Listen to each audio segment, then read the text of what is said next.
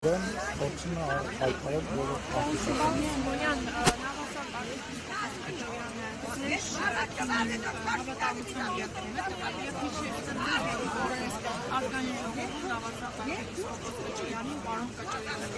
սխալվել եմ, հասկալվել եմ այդ իմ գիտելիքների հետ կապված, որևիցե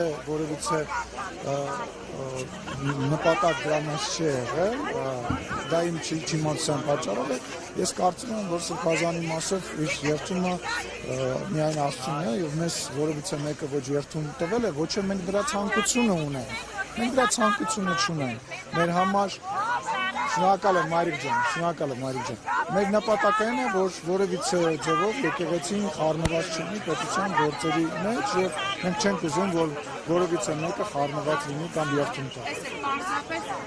Պարզապես դուք քանի նշեցիք ձեր գիտելիքների պակասի պատճառով որպես եք նշել, Շիրակի թեմի առաջնորդի Շիրակի թեմի հոգևորականներից այլ քահանաներ այստեղ կարողանային վատարակ մատուցել, բայց Միքայել